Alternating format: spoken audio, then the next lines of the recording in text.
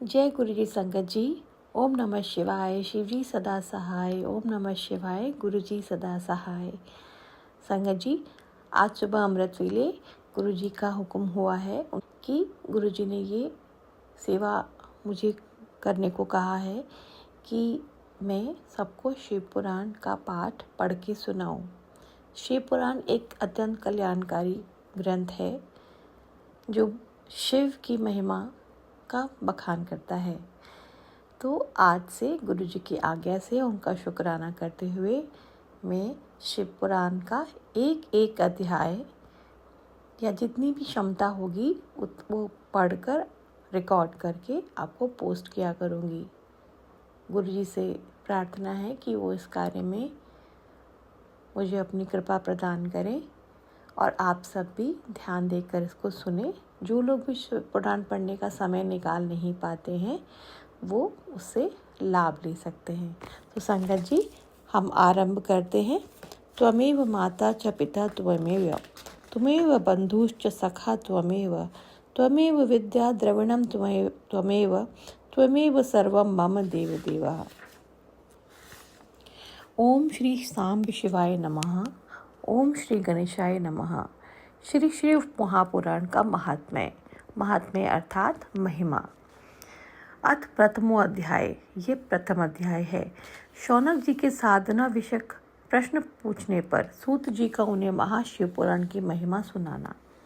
श्री शौनक जी बोले, हे महाज्ञानी सूत जी, संपूर्ण सिद्धांतों के ज्ञाता, हे प्रभु, मुझसे पुराणों की कथाओं के सार तत्व का विशेष रूप से वर्णन कीजिए। सदाचार, भगवत भक्ति और विवेक की वृद्धि कैसे होती है तथा साधु पुरुष किस प्रकार अपने काम, क्रोध आदि मानसिक विकारों का निवारण करते हैं। इस घोर कलयुग में जीव प्राय आसुर स्वभाव के हो गए हैं। उस जीव समुदाय को शुद्ध दैवी संपत्ति से युक्त बनाने के लिए सर्वश्रेष्ठ उपाय क्या है? आप इस समय मुझे ऐसा कोई शाश्वत साधन बताइए जो कल्याणकारी वस्तुओं में भी सबसे उत्कृष्ट एवं परम मंगलकारी हो तथा पवित्र करने वाले उपायों में भी सर्वोत्तम पवित्र कारक उपाय हो। तात, वह साधन ऐसा हो जिसके अनुष्ठान से शीघ्र ही अंतःकरण की विशेष शुद्धि हो जाए तथा उससे निर्मल चित्त वाले पुरुष को सदा के लिए शिव की प्राप्ति हो जाए। सूत जी बोले, मुनि श्रेष्ठ शौनक, आप धन्य हैं। आपके हृदय में पुराण कथा सुनने के प्रति विशेष प्रेम एवं लालसा है। इसलिए मैं शुद्ध बुद्धि से विचार कर परम उत्तम शास्त्र का वर्णन करता हूँ। वत्स, संपूर्ण शास्त्रों के सिद्धांत से संपन्न भक्ति आदि को बढ़ाने वाले भगवान शिव को संतुष्ट करने वाले तथा कानों के लिए रसायन स्वरूप दिव्य पुराण का श्रवण कीजिए। यह उत्तम शिव पुराण काल रूपी सर्प से प्राप्त होने वाले महान त्रास का विनाश करने वाला है। हे मुने, पूर्व काल में शिव जी ने इसे कहा था। गुरुदेव व्यास जी के सनत कुमार मुनि का उपदेश पाकर कलयुग प्राणियों के कल्याण के लिए बड़े आदर से संक्षेप में इस पुराण का प्रतिपादन किया है। हे मुने, विशेष रूप से कलयुग के प्राणियों के चित्त शुद्धि के लिए इस शिव पुराण के अतिरिक्त कोई अन्य साधन नहीं है।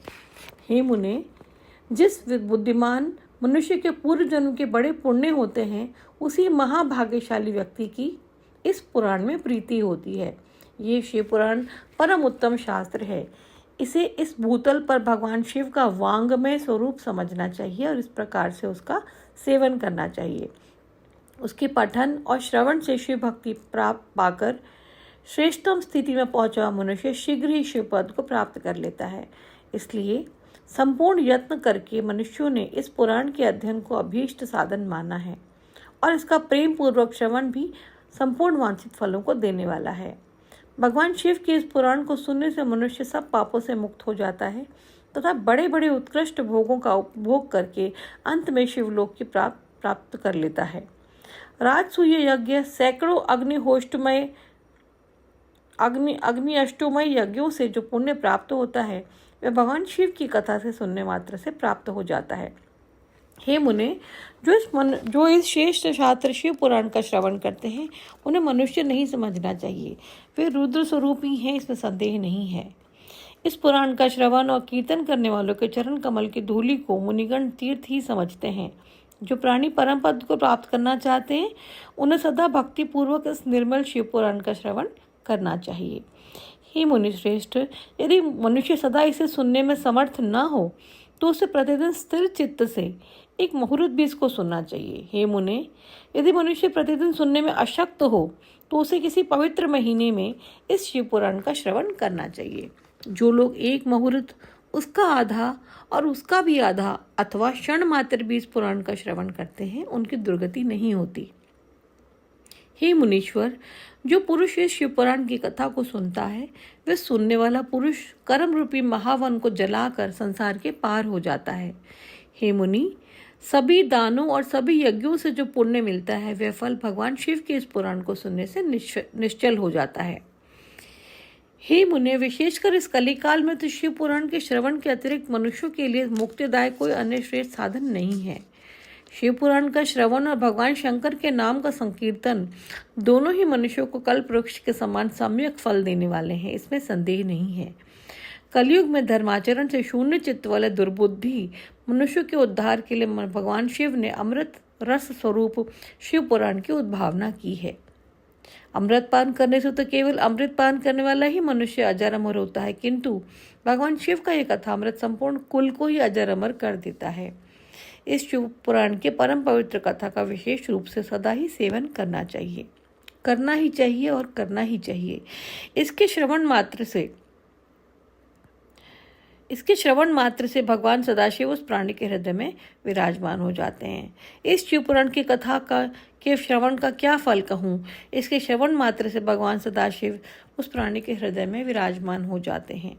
यह शिव पुराण नामक ग्रंथ 24,000 श्लोकों से युक्त है। इसमें 7 संहिताएं हैं। मनुष्यों को चाहिए कि वे भक्ति, ज्ञान और वैराग्य से भली भांति संपन्न हो बड़े आदर से इसका श्रवण करें।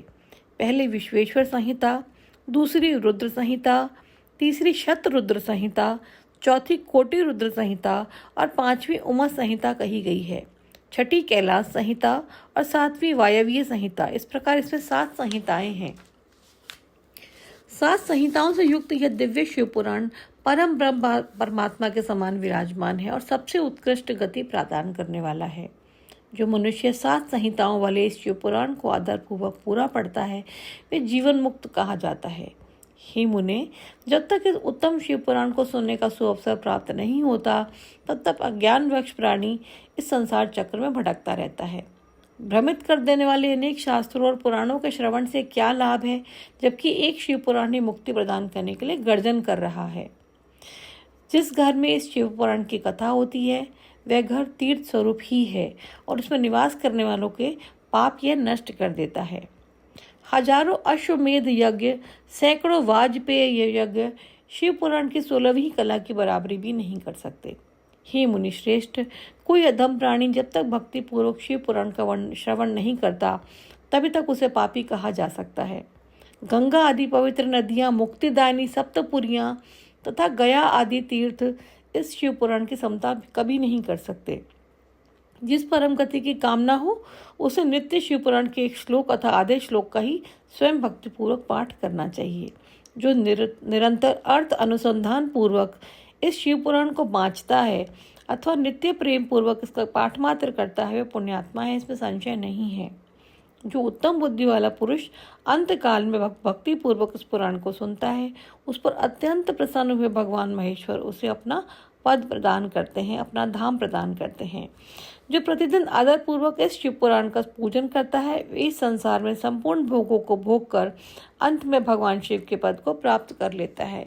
जो प्रतिदिन आलस्य रहित होकर रेशमी वस्त्र आदि के वेष्टन से इस शिव पुराण का सत्कार करता है, वह सदा सुखी होता है। यह शिव पुराण निर्मल तथा शैवों का सर्वस्व है। यही लोक और परलोक में सुख चाहने वालों को आदर के साथ प्रयत्न पूर्वक इसका सेवन करना चाहिए। यह निर्मल एवं उत्तम शिव पुराण धर्म, अर्थ, काम और मोक्ष रूप चारों पुरुषार्थों को देने वाला है। अतः सदा प्रेम पूर्वक इसका श्रवण एवं विशेष रूप से पाठ करना चाहिए। वेद, इतिहास तथा अन्य शास्त्रों में शिव पुराण विशेष कल्याणकारी है, ऐसा मुमुक्षु जनों को समझना चाहिए। यह शिव पुराण आत्म तत्वज्ञों के लिए सदा सेवनीय है, तत्पुरुषों के लिए पूजनीय है, तीनों प्रकार के तापों का शमन करने वाला है, सुख प्रदान करने वाला है तथा ब्रह्मा, विष्णु, महेश आदि देवताओं को प्राणों के समान प्रिय है। ऐसे शिव पुराण को मैं प्रसन्न चित्त से सदा वंदन करता हूँ।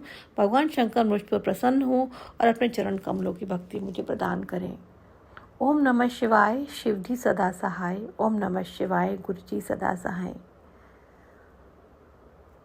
हे संगतों, अगर इसके पठन पाठन में मुझसे कोई त्रुटि हुई हो तो गुरु जी हमें क्षमा करें। कल हम आपको इसका द्वितीय अध्याय पढ़कर सुनाएंगे। ओम नमः शिवाय। शिव जी सदा सहाय। ओम नमः शिवाय। गुरु जी सदा सहाय। जय गुरु जी।